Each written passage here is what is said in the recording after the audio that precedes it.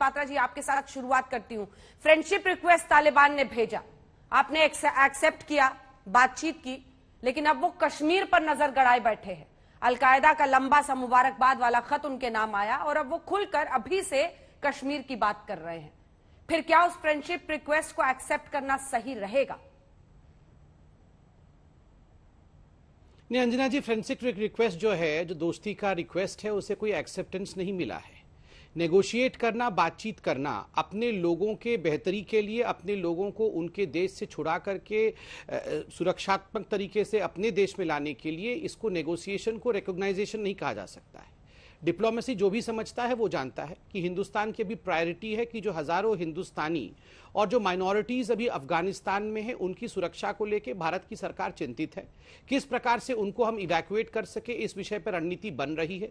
बहुत लोग इवैक्यूएट हो चुके हैं, कुछ लोग वहां काबुल की हवाई अड्डे में जो गतिविधियां हैं वो बंद होने के कारण अभी इवैक्यूएशन नहीं हो पाया है। तो स्वाभाविक है, हिंदुस्तान की सरकार धैर्य के साथ फूंक फूंक के कदम रख रही है ताकि हमारे किसी रिएक्शन के कारण जो गाज है वो हमारे साथियों के ऊपर अफगानिस्तान पे ना गिर जाए।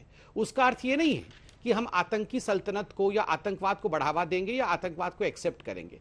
एक ही पॉलिसी है मोदी सरकार की, जीरो टॉलरेंस फॉर टेररिज्म। आतंकवाद कहीं से भी क्यों ना आए, अंततोगत्वा वो आता पाकिस्तान से ही है। यही कारण रहा कि मोदी सरकार ने यूएनएससी में पाकिस्तान के भूमिका को, पाकिस्तान की भूमि में जिस प्रकार एलईटी और जेईएम ये तालिबान का समर्थन कर रहे हैं, इनकी गतिविधि, उस पर भी हमारे विदेश मंत्री ने कहा है।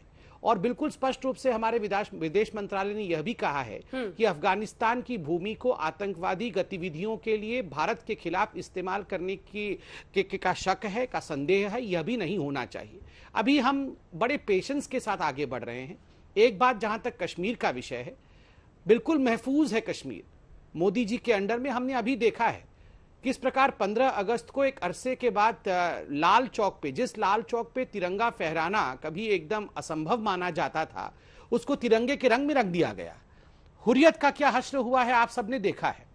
उसी हुर्रियत का, जिस हुर्रियत को हिंदुस्तान के राजनीति में और सामरिक विषयों में एक महत्वपूर्ण भूमिका मानी जाती थी, उसको बहुत इंपॉर्टेंस दिया जाता था, मगर अभी आपने देखा हुर्रियत का क्या हश्र हुआ है। तो विश्वास रखिए, चाहे कितना भी ये पाकिस्तान उछले, याद रखिए पाकिस्तान रियल विलियन है और तालिबान उसका प्रॉक्सी है। हम जवाब पाकिस्तान को अपने तरीके से देते आए हैं।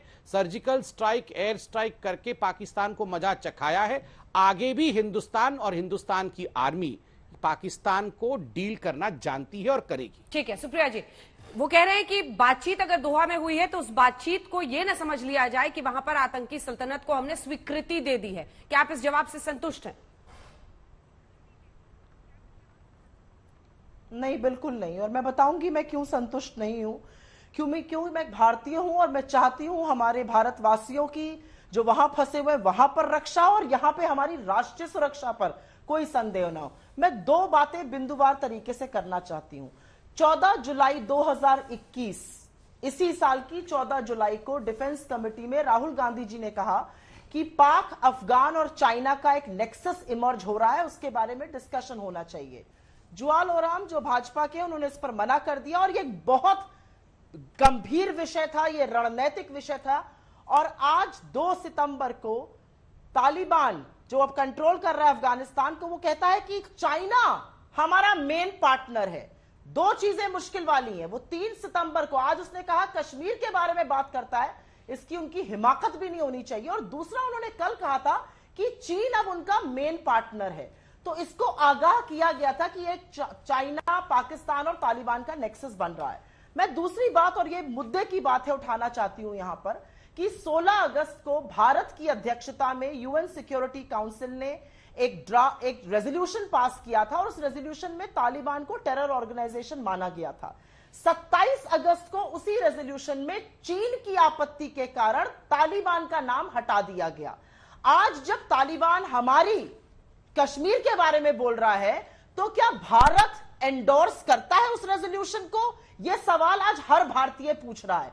आज तालिबान को डीलिस्ट किया जाएगा या तालिबान को टेरर ऑर्गेनाइजेशन माना जाएगा, जैसा हम पहले मानते थे? क्योंकि ये चीन की आपत्ति पर हटाया गया था, ये चीन के इशारे पर हटाया गया था हमारी अध्यक्षता के दौरान। मैं 2 सवाल जरूर भाजपा से, सरकार से और प्रवक्ता से पूछना चाहती हूं। यहां पर बार बार कहा जाता है हमारे लोग फंसे हैं, बिल्कुल उनकी सुरक्षा सर्वोपरि है। क्या सरकार के पास कोई आकलन है कि वहां पर कितने लोग फंसे हैं? काबुल का एयरपोर्ट अब बंद हो चुका है, उनको लाने का क्या बंदोबस्त है? हम फेयर वेदर फ्रेंड से, चाहे वो रशिया हो या कोई और हो, क्या उनसे बात कर रहे हैं उनको लाने के लिए, या यूएन से? दूसरी बात मैं पूछना चाहती हूं, यूएस तो अपना पलड़ा झाड़ के चला गया, वो तो अफगानिस्तान के बगल में नहीं है, अफगानिस्तान के बगल में हम हैं, अफगानिस्तान अब तालिबान के हाथ में। क्या हमारी सारी रणनीति, कूटनीति यूएस पे डिपेंडेंट थी? हम क्या कर रहे थे इस जमाने में? क्योंकि यूएस ने 125 देशों के साथ बयान दिया, उसका हम पार्ट नहीं थे। रशिया ने एक ट्रोइका प्लस बनाया, उसका हम पार्ट नहीं थे। मैं एक और चीज जरूर बोलना चाहती हूं कि कुछ लोग जो जानकार है कूटनीति के, वो बोलते हैं कि नॉर्दर्न अलायंस हो गया या दोस्तुम हो गया, या ऐसे जो लोग हैं वो भारत के लिए सहानुभूति रखते हैं। हमारी सरकार को उनसे बात करनी पड़ेगी। और अंत में मैं सिर्फ एक बात कहना चाहती हूं, यह मुद्दा राष्ट्रीय सुरक्षा का है, भारत की संवेदना का है, और इसलिए मैं चाहती हूं कि सरकार इसको राजनीतिक ना बनाए। आप औपचारिकता सिर्फ मत पूरी करिए विपक्ष से बात करके। विपक्ष में ऐसे लोग हैं जिन्होंने इन चीजों को झेला है, जो समझते हैं। आप बात करिए, ये राष्ट्रीय सुरक्षा का मामला है। अब ये सिर्फ तू-तू मैं-मैं की लड़ाई नहीं है। तालिबान ने जो हिमाकत करी है, चाहे वो कश्मीर की बात करके या जो चीन को उन्होंने अपना मेन पार्टनर बनाया है, इसके बारे में राहुल गांधी जी ने आपको आगाह किया था, आपने कोई डिस्कशन नहीं किया, आपने उस पर कोई ध्यान नहीं। प्रियंका जी, आपके पास आते हुए संबित पात्रा जी का कहना है कि हमारा जीरो टॉलरेंस टुवर्ड्स टेररिज्म है, हम ऐसे संगठनों में, एक साथ जवाब लूंगी संबित जी आपसे। उनका कहना है कि हम ज्यादा सख्ती के साथ पुरानी सरकारों के बजाय हुर्रियत जैसे संगठनों से भी डील करते आए हैं, और हम किसी आतंकी संगठन को रिकॉग्नाइज नहीं कर रहे हैं। हम कोशिश कर रहे हैं कि वहां जो लोग हमारे फंसे हुए हैं उनको दिक्कत ना आए। प्रियंका जी। नहीं, मैं बस यहाँ पे ये कहना चाहूंगी, एक भारतीय होने के नाते ये अपने आप को जो भी उपाधि देना चाहें इस समय पर ये लोग दे दें। इन्होंने ऑल पार्टी मीटिंग रखी, तभी भी हमने कहा था कि अभी सबसे इम्पोर्टेंट है कि हम भारत को ऊपर रखकर, अपनी नेशनल सिक्योरिटी इंटरेस्ट को ऊपर रखकर हम सब सरकार के समर्थन में, सरकार के निर्णयों में साथ खड़े रहेंगे।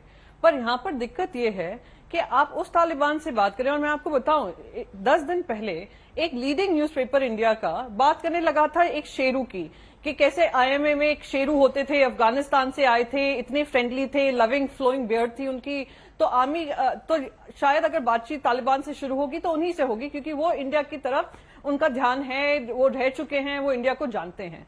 और उसी के 10 दिन बाद उन्हीं शेरू से इनकी मुलाकात हुई है, जो औपचारिक तरीके से हमारी सरकार ने तो बता दिया कि हमारी बातचीत हुई है और हमारी इस मुद्दे पे हुई है। ये हमारी सरकार का वर्जन है। तालिबान का तो अभी तक वर्जन ही नहीं पता है कि तालिबान ने मीटिंग को एक्नॉलेज तक नहीं किया है।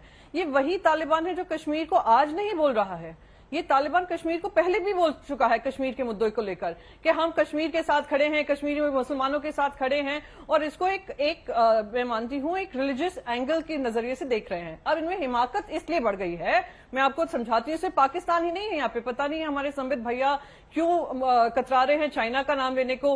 अब तालिबान के साथ चाइना भी घुस पड़ा हुआ है, और चाइना और पाकिस्तान मिलकर हमारे देश में अंदरूनी माहौल बिगाड़ने का काम तो करेंगे, ये सबको पता है।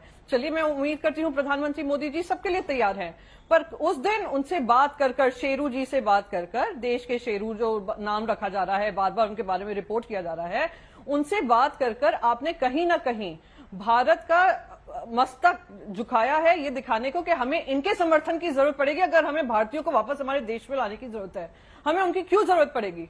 हम इस आतंकी संगठन को आतंकी संगठन क्यों नहीं बोलने को तैयार है? यूएनएससी में आपकी अध्यक्षता में आप यूएनएससी में से आतंकी संगठन का नाम हटा देते हैं, आप कह देते हैं अफगान फोर्सेस।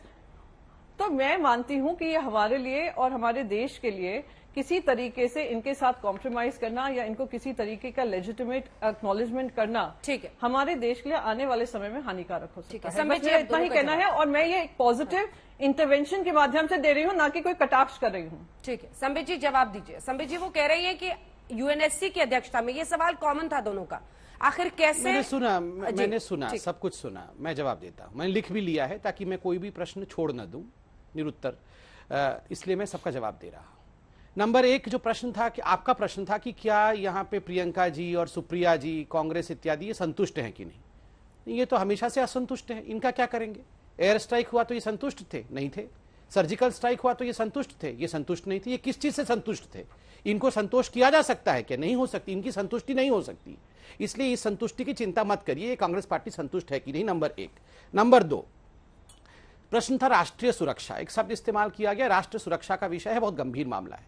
अंजना जी बिल्कुल सही बात है, राष्ट्रीय सुरक्षा का विषय है। अंजना जी याद करिए, एक जब समय था 2014 तक, किसी भी स्टेशन पे जाइए, किसी भी हवाई अड्डे पे चले जाइए, सब्जी खरीदने चले जाइए, तो हर माइक पे एक ही अनाउंसमेंट होता था, बैठने से पहले सीट के नीचे देख ले, बम हो सकता है, ये टिफिन नहीं यहाँ बम हो सकता है, यहाँ पर अगर आप कोई भी पैकेज देखे तो वो बम हो सकता है। हर दूसरे दिन बम फूटता था, 9-9, 10-10 बम ये दिल्ली में फटते थे। बम फट रहा है क्या? ये मोदी जी जब से प्रधानमंत्री बने एक बम फट रहा है?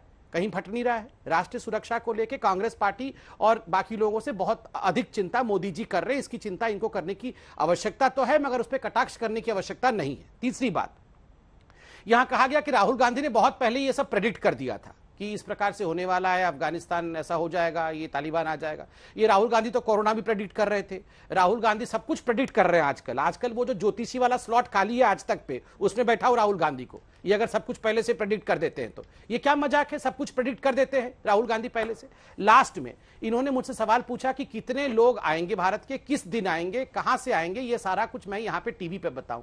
कैसे बताऊं टीवी पे? कितने लोग हैं, कहां हैं, किस दिन वो एयरपोर्ट पे लाए जाएंगे, उनको कैसे लाया जाएगा, ये नेशनल टीवी पे बताने वाला विषय होता है, ताकि उसी दिन बम डाल के हमारे लोगों को उड़ाया जाए। अरे आपको क्या लगता है, इस सरकार की, मोदी जी की सरकार की 2014 से एक ट्रैक रिकॉर्ड है। 43 नर्सेज आईएसआईएस के चंगुल में फंसी हुई थी, उनको भी निकाल के लाया। आईएसआईएस के चंगुल में हमारे फादर भी फंसे हुए थे, 3 फादर, उनको भी निकाल के लाया गया। वो मत बताइए, लेकिन ये तो बताइएगा ना कि यूएनएससी में हमारी अध्यक्षता में तालिबान पर जो स्टेटमेंट वहां की सरकार पर पास हुआ है, उस पर तो सफाई दीजिएगा ना। किसी ने जहां तक भारत का सवाल है, भारत ने अभी इस पर किसी प्रकार की टिप्पणी नहीं की है। किसने कहा कि भारत ने कहा कि तालिबान एक आतंकी ऑर्गेनाइजेशन नहीं है? आप इंतजार तो करिए, मैं कह रहा हूं धीरज रख के इंतजार करिए, आप देखिएगा अंतिम विषय भारत का ही होगा। डिप्लोमेसी में हमेशा धीरज का बहुत महत्व होता है। जब तक अपने लोगों को हम निकाल के नहीं लाते हैं, यहां बैठ के मुस्कुराने से नहीं होगा। और एक बात मैं बता दूं अंजना जी, नेगोशिएशन और बातचीत, जब IC-184 कंधार में जब ये पूरा का पूरा हाईजैक हुआ था फ्लाइट का, उस समय आतंकवादियों के साथ नेगोशिएशन हुआ था। उसका अर्थ यह नहीं होता है कि आतंकवादियों को हमने लेजिटिमाइज कर दिया था, उसको रिकॉग्नाइज कर दिया था। हां, हमने नेगोशिएशन किया कि किसी बच्चे का अपहरण हो जाता है, आपके कॉलोनी में हो जाता है, तो पुलिस बात नहीं करती है। उसका अर्थ नहीं होता है क्रिमिनल को आप, जो क्रिमिनल है उसको आप लेजिटिमाइज कर रहे हैं। बिल्कुल हम लेजिटिमाइज नहीं कर रहे हैं। और मोदी जी हैं तो आप विश्वास करिए, कश्मीर के ऊपर आंख उठा के देखोगे तो उसका हश्र क्या होगा, यह मोदी जी ने पहले करके दिखाया है। यहां शिवसेना की हमारी प्रियंका बहन बैठी हुई है। प्रियंका बहन ने कहा कैसे निकाल के लाओगे, इसके लिए तो कोई नेगोशिएशन की आवश्यकता नहीं थी, कोई बातचीत की आवश्यकता नहीं है। अगर कुछ 1000 लोग वहां पर हैं तो बातचीत करने की आवश्यकता नहीं है। इस विषय पे कोई भी नेगोशिएशन नहीं होना चाहिए। तो क्या करें, संजय राउत को भेज दे, संजय राउत निकाल के ले आएगा? कैसे करेंगे? इन सब विषयों पे बहुत एक्सपर्ट्स बैठ के चिंता करने के बाद विषय करते। क्या हम अपने आर्मी को भेज दें, आर्मी को भेजे कि वहां जाके लड़के लोगों को निकाल के लाए? क्योंकि उन्होंने संजय राउत का सीधा नाम लिया, एक बार वो जवाब दे लें, फिर मैं सुप्रिया जी आ रही हूँ आपके पास। प्रियंका जी, फारूक साहब इसके बाद आऊंगी सर। इन्होंने राहुल मैं तो इनको, ठीक है, मैं इसके बाद इनको बहुत सम्मान से इनके बारे में बात करती हूँ। नहीं, मैं इनसे तो बहुत सम्मान से बात करती हूँ। मैं प्रधानमंत्री मोदी जी के बारे में भी उल्टी सीधी बात नहीं कर रही हूँ, पर इनका जिस तरीके से इन्होंने संजय राउत जी के बारे में बयान दिया है, इनको माफी मांगनी चाहिए। तू तड़ाक करके बात करने की जो भाषा है भारतीय जनता पार्टी को, उनको सीखने की जरूरत है कि किस तरीके से मर्यादित भाषा में बात करने की जरूरत है। खास करके जो मेंबर ऑफ पार्लियामेंट है, एक सीनियर लीडर है। अब रही बात, भाई साहब आप चुप रहिए। भाई साहब मैं आपके बीच में नहीं बोल रही थी, मैं आपके बीच में नहीं बोल रही थी। मेंबर ऑफ पार्लियामेंट, आप लोग दिन रात प्रधानमंत्री के गरिमा की बात करते रहते हैं, कॉन्स्टिट्यूशनल पोजीशन की बात करते रहते हैं, और यहाँ पे मेंबर ऑफ पार्लियामेंट ऐसे करके बात कर रहे हैं जैसे कोई सम्मान नहीं है। कॉन्स्टिट्यूशनल अथॉरिटी है, वो भी सम्मान करना सीखिए। Member of parliament film actress को हरामखोर बोल दे तो वो बढ़िया है। ये कैसा मेंबर ऑफ पार्लियामेंट जो फिल्म में एक महिला को हरामखोर बोल देता है? चुप रहिए। कैसे? आप एक महिला है, दूसरी महिला को हरामखोर बोल दीजिए, वो बढ़िया है। वो मेंबर ऑफ पार्लियामेंट है। ये मेंबर ऑफ पार्लियामेंट का हेकड़ी मत दिखाइए यहाँ पे। ये मेंबर ऑफ पार्लियामेंट का हेकड़ी मत दिखाइए। मेंबर ऑफ पार्लियामेंट है। किसी के बीच में नहीं बोलती हूँ, वापस मैं किसी के बीच में नहीं बोलती हूँ। ये बदतमीजी कर रहे थे, फिर भी मैंने शांति से सुन रही थी। रही बात इन्होंने बात कही, इन्होंने अच्छा वो कंदाहार याद दिलाया। कौन नहीं जानता है देश में कंदाहार जिस तरीके से हुआ, जिस तरीके के उस समय पे निर्णय लिए गए, जहां टायर्स को पंचर किए जा सकते थे, फिर भी चलो वहां से हमारे एयरपोर्ट से निकलकर हमारे इंडियन एयरफोर्स से निकलकर वो कहीं लेकर जाया गया। कौन भूल सकता है अजीत डोभाल जी जो हमारे नेशनल सिक्योरिटी एडवाइजर हैं, आपने नेगोशिएशन किया है, सब जानते हैं क्या नेगोशिएशन हुआ। आपने 4 कुख्यात आतंकियों को रिहा किया था, ये आपकी नेगोशिएशन थी। तो इसीलिए अब तो क्योंकि आपने कंदाहार का कंपैरिजन किया, अब तो मुझे डर लग रहा है कि पता नहीं आप क्या कंपैरिजन का हवाला देकर आप फिर से कोई कुख्यात आतंकियों को छोड़ेंगे जो हमारे लिए आने वाले समय में हमारी आतंक कश्मीर में मचाएगी। आपके साथ you don't need to teach me, history याद दिलाइए। शिवसेना हमारी सरकार की भाग थी उस समय, मैं आपको इतिहास आपको याद दिला रही हूँ, तो मुझे पता है तुम्हें चुभ रहा होगा। आपने अभी कंधार में वाजपेयी जी पे आक्रमण कर दिया, सर ये भूल गए कि शिवसेना सरकार में पूरा तरीके से दुख हुई थी। भाई साहब आप जैसे लोग आकर बाला साहेब का नाम लेते हैं ना, वो शोभा नहीं देता है, या उनके नाम पे अपनी राजनीति करते हैं ना, शोभा नहीं देता है। सब जानते हैं आप लोगों की सोच क्या है, क्या विचार है। आपने जब कंधार का कंपैरिजन करते ही आपने लेजिटिमेसी दी है, एक लिहाज हाँ मुझे पता है, मैं अपने पुराने लेजिटिमेसी देने का काम जो आपने तालिबान को किया है कंदाहार का एग्जाम्पल देकर, इससे तो अब मुझे और भी लगने लगा है कि पता नहीं क्या जवाब दूंगी संबित जी से जवाब दूंगी। सुप्रिया जी देश की जनता को नहीं। सुप्रिया जी एक बार जी मैं आ जाऊं। अंजना जी हम दोनों लोग नहीं बोले थे इनके बीच में, मैं आशा करती हूँ ये मेरे बीच में नहीं बोलेंगे क्योंकि ये 2.5-3 मिनट बोले और इसमें किसी भी ने भी बोला था। इन्होंने कुछ बातें कही और उस बात का बिंदुवार तरीके से जवाब देना और जनता को समझाना जरूरी है। 16 और 17 के बीच में तालिबान को टेरर ऑर्गेनाइजेशन बोला गया, 16 को, 17 को उसको 27 को उसको आतंकवादी संगठन से उसका नाम हटा दिया गया चीन की आपत्ति पर। यह भारत की अध्यक्षता जब यूएन सिक्योरिटी काउंसिल में होती उसमें हुआ था।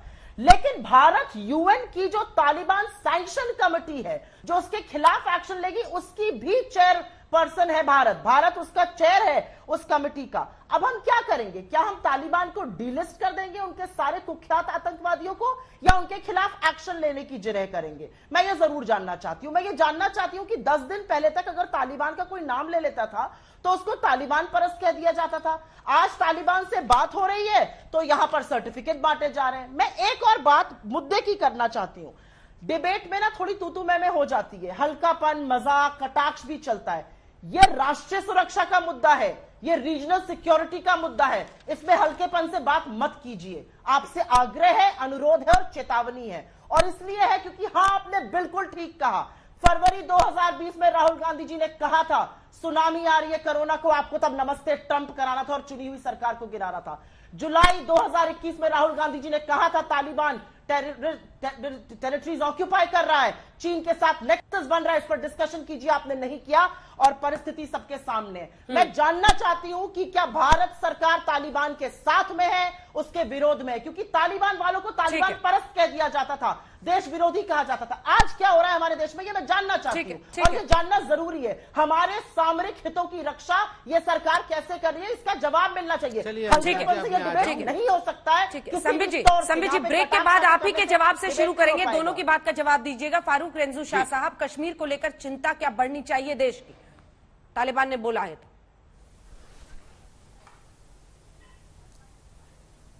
देखिए, आपको कश्मीर बाद में याद आया जबकि ये सारा जो इस वक्त सिचुएशन बन रही है इसमें कश्मीर को दोबारा टारगेट करने की कोशिश की जा रही है वायलेंस के जरिए। और कश्मीरी इस वक्त बहुत ज्यादा सोच समझदार है, वो समझ चुके हैं क्योंकि हमारे सामने वो दहाई जो 1990 से शुरू हुई और 2000 तक रही, और उसमें वो लोग जिनको आप कह रहे हैं लेफ्टिस्ट, वो उनकी यहाँ पार्टियां भी थी लेफ्टिस्ट टेंडेंसी की, वो और कम्युनिस्ट आइडियोलॉजी के लोग आपस में मिले और वहां भी मिले, वहां भी कम्युनिज्म, यहां पे उन्होंने वायलेंस को साथ दिया। और अगर आप देखें यही लोग आए थे, अफगानिस्तान से भी आए थे उस आइडियोलॉजी के लोग जिन्होंने हमारे शेखुल आलम आस्थान को जला दिया। जिन्होंने यहां उस आइडियोलॉजी को सप्रेस करने की कोशिश की थी जिसको साथ दे रहे थे कम्युनिस्ट वहाबी आइडियोलॉजी भी। और 1947 को मत भूलिएगा, 1947 में पंडित जवाहरलाल नेहरू के टाइम में ही सकम्ब हो गए सवात, और जो आए थे वो तालिबानी आइडियोलॉजी के लोग उरी पे ही रुक गए जो नहीं रुकना चाहिए था। और वही लोग, मुझे एक पार्लियामेंट मेंबर था साहबुद्दीन सोज साहब, उसने किताब लिखी है, जब उसने एक गवर्नमेंट गिरा दी सेंटर में एक वोट से, उसने कहा देखो मैंने पार्लियामेंट में जहाद किया। और क्योंकि ये जो तालिबानी सोच है उसका असर पड़ने लगा है। अभी आप देख लीजिए, हाल ही में गुपकार के एक बहुत बड़े लीडर ने, अभी बन रही थी तालिबान की हुकूमत, यहाँ के तमाम आईएएस ऑफिसर और लोकल अफसरों को तालिबानी स्टाइल पे धमकी दी। और यही वो लोग हैं जब जामिया मस्जिद में वो काले झंडे चढ़ते थे वो बोलते थे कि हमारे बच्चे हैं। तो ये बच्चे, ये इसको मत आप प्रेमा फैशी पे ले लो या आप इनोसेंट स्टेटमेंट ले लो, ये इनोसेंट स्टेटमेंट नहीं। क्या भारत को बातचीत करनी चाहिए? लेकिन इस बीच बड़ी खबर आ रही है जो आपको बता दें। तालिबान के प्रवक्ता ने कल सरकार गठन की बात कही है, यानी तालिबान प्रवक्ता ज़बीउल्लाह मुजाहिद का जो बयान है ये अब तय है कि कल सरकार का गठन औपचारिक रूप से वहां हो जाएगा। आज जुम्मे की नमाज के बाद ऐलान होना था, ऐसी जानकारी आई थी, लेकिन अब कहा जा रहा है कि कल सरकार का गठन किया जाएगा।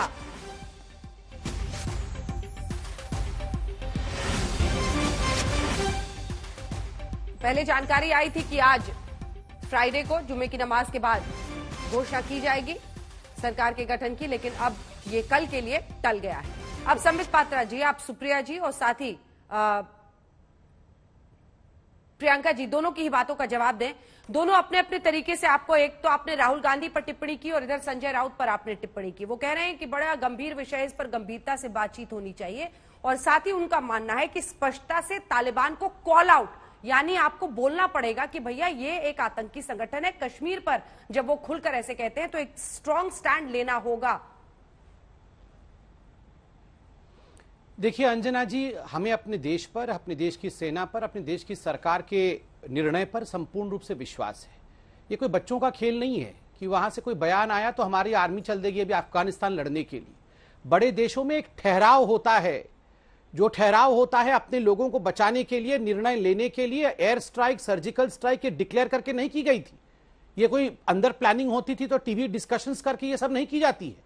ये सारे चीजों में देश के जो विषय होते हैं वो टीवी डिबेट्स की तरह नहीं होते हैं, वो बहुत मैच्योरिटी के साथ और ठहराव के साथ होते हैं। बिल्कुल सही बात, इतने बड़े विषय गंभीरता के साथ होनी चाहिए। मगर आप खुद बताइए, जब यहां कहा जाता है कि फ्रेंडशिप रिक्वेस्ट भेजी तालिबान ने, राहुल गांधी तो फरवरी से ही ये सब बोल रहे थे, ये ठहराव है, ये गंभीरता है। और गंभीरता किसने तोड़ी राष्ट्र सुरक्षा के विषयों को लेकर? जब खून की दलाली कही जाती है हमारे ही सर्जिकल स्ट्राइक को, जब यह कहा जाता है कि पाकिस्तान ने हमारे जहाज को गिरा दिया, जब यह कहा जाता है कि एयर स्ट्राइक से क्या हुआ, कितने कौवे मारे गए, यह गंभीरता होती है।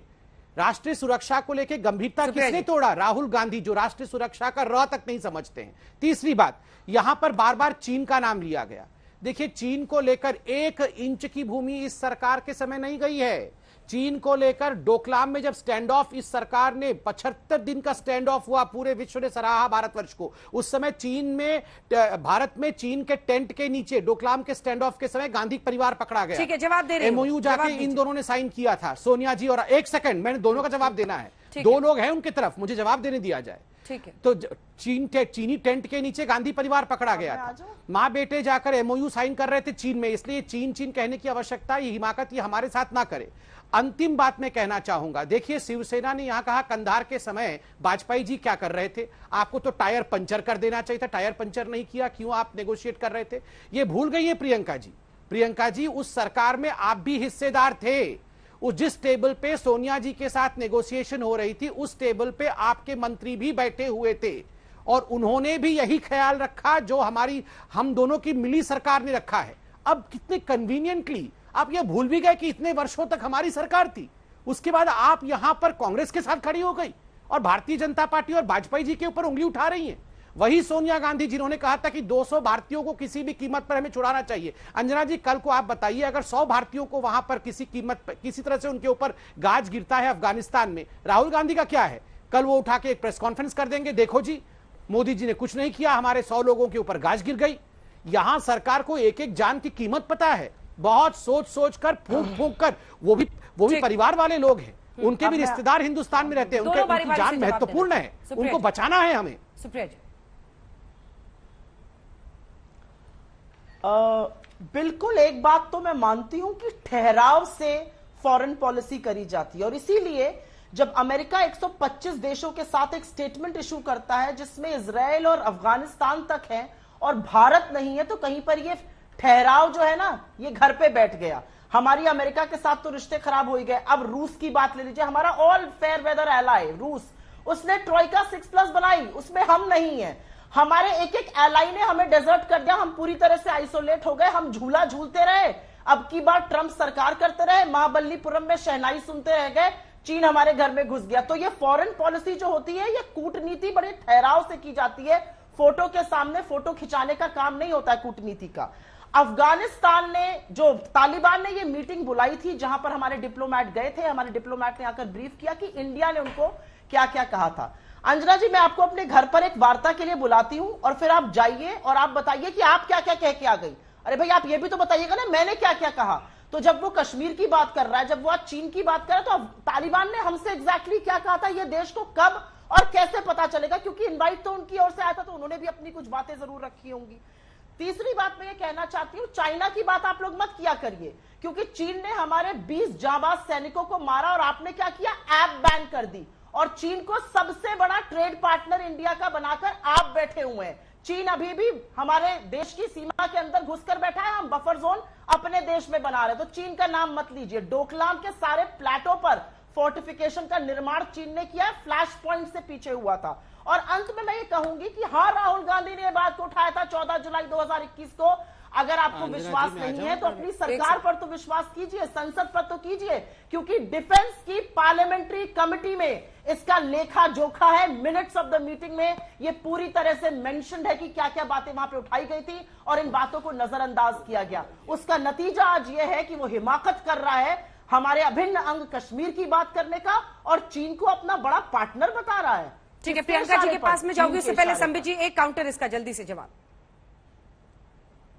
देखिए अंजना जी, करोड़ों जनता इस डिबेट को देख रही होगी और जनता जनार्दन भी जानती है कि पाकिस्तान को लेकर, चीन को लेकर राहुल अच्छे हैं या मोदी अच्छे हैं। इस पर बहुत लंबी चौड़ी 2 घंटे की डिबेट करने की आवश्यकता नहीं है। ये दोनों जो माँ बेटे जाके 2008 में एमओयू साइन करके आए थे, वो क्या एमओयू था कि आपस की हमारी बातें हम साझा करेंगे एक दूसरे के साथ। मैं तो आपके बीच में बोला नहीं था। क्या हो गया आपके सारे मैनुअल्स और कर्टसीज? अंजना जी क्या हो गया ये? जैसे ही माँ बेटे को मैं एक्सपोज करता हूँ ये ऐसे क्यों हो जाती है? जैसे ही मैं इन पे सर्जिकल स्ट्राइक करता हूँ ये पूरा परेशान हो जाती है। जरा इनका भी आवाज, आप रुकिए, सर्जिकल स्ट्राइक हो रहा है आपके ऊपर, अभी रुकिए। सर्जिकल, मैं अभी सर्जिकल स्ट्राइक करता हूँ आपके ऊपर, रुकिए अभी। देखिए अंजना जी, ये कह रहे हैं हमारे 20 जवान शहीद हुए, जिसके लिए तो हम सभी जानते हैं हम उनके ऋणी हैं, मगर ये वही कांग्रेस, ये फिर बदतमीजी फिर चालू हो गई इनकी। देखिए अंजना जी, ये जो 20 जवान हमारे शहीद हुए, उनकी शहादत पे कांग्रेस पार्टी ने उनके अस्पताल तक को झूठा और फर्जी बता दिया था। कहा था कि ये अस्पताल तो नकली है और ये जो लेटे हुए हैं ये कोई भी जो है ये हमारे जवान नहीं है। याद करिए, आर्मी को एक स्टेटमेंट इशू करना पड़ा था कि ये असली जवान है और ये असली अस्पताल है, कोविड के कारण ये अलग यूनिट बनाया गया है। ये तो इनकी हालत है। आर्मी के जवानों तक को नकली बता दिया था, मतलब इस स्तर तक ये गिर सकते हैं। और ये सुरक्षा को लेके आज कश्मीर में पत्थरबाजी हो रही है। आप मुझे बताइए, हर दिन सुबह से शाम तक इनके समय पत्थरबाजी होती थी। इनके प्रधानमंत्री, हमारे प्रधानमंत्री डॉक्टर मनमोहन सिंह अलगाववादियों को गले लगाकर फोटो खिंचवाते थे। वो मलिक का फोटो दिखाइए, गले लगा के फोटो खींचते थे। एक बार गले लगाया मोदी जी ने किसी अलगाववादी को। अरे ये मोदी है, याद रखना, देशभक्त है, आपकी तरह देश बेचने वाला नहीं है। ये देशभक्त प्रधानमंत्री है, इसलिए रत्ती भर का भी डाउट मत रखिए, शक मत रखिए कि कोई भी कश्मीर का बाल बांका कर सकता है मोदी जी के होते हुए। राहुल गांधी, और सब कुछ राहुल गांधी प्रेडिक्ट कर रहे हैं। राहुल गांधी खाली कांग्रेस का प्रेसिडेंट कौन होगा वही नहीं प्रेडिक्ट कर पा रहे हैं, बाकी पूरा विश्व वो जानते हैं क्या होने वाला है। कल बारिश होगी, परसों बर्फ गिरेगा, तरसों जो है तालिबान आ जाएगा, बस कांग्रेस का प्रेसिडेंट कौन होगा यही नहीं जानते राहुल। प्रियंका जी, मैं कुछ बोल सकती हूँ? प्रियंका जी। अंजना जी, ये कुछ देर पहले अलायंस का धर्म सिखा रहे थे वाजपेयी जी के हवाले से। ये अपने लिए डिफेंस क्रिएट कर रहे थे। अगर वाजपेयी जी का अलायंस धर्म के माध्यम से आप हमें ज्ञान बांट रहे हैं, तो वाजपेयी जी ने राजधर्म के बारे में भी कुछ कहा था। अगर वही पाठ पढ़ लिया होता तो आज शायद ये नौबत नहीं आती जो भारतीय जनता पार्टी की नौबत बन चुकी है कि रोज आपको टीवी पे आकर हवाला देना पड़ रहा है कि हमसे बड़ा पेट्रियट कोई नहीं। शायद क्योंकि जनता के मन में ये सवाल उठ खड़े हो रहे हैं कि आप जाकर तालिबान से क्यों बातचीत कर रहे हैं। वो तालिबान जो कश्मीर के खिलाफ बात कर रहा है, आप बार बार बात कर रहे हैं कि इन्होंने हुर्रियत से बात की, इन्होंने इससे गलवैयां की। भाई साहब, आपने तो बकायदा पाकिस्तान में जाकर शॉल डिप्लोमेसी की है, आपने तो बकायदा उनको स्वेरिंग इन अपनी सेरेमनी में बुलाया हुआ है। आपके हवाले में ही पुलवामा हुआ है, गलवन वैली आप ही के समय में हुई है। तो बार बार दूसरों को हवाला, ये पेट्रियोटिज्म का हमारे हवाले से पुलवामा हुआ मतलब क्या है? राज धर्म को याद करिए। और रही बदतमीजी की, रही बात बदतमीजी की, मैं अलायंस धर्म की बात कर रही हूँ। आपके कभी हम शिवसेना ना अलायंस थे और ना अलायंस में हाँ में हाँ हमने ना आपके साथ भरी, ना कभी भरने का काम हुआ। जब जहां हमें देशभक्ति की बात आई, हमने अपने धर्म को सबसे पहले निभाया।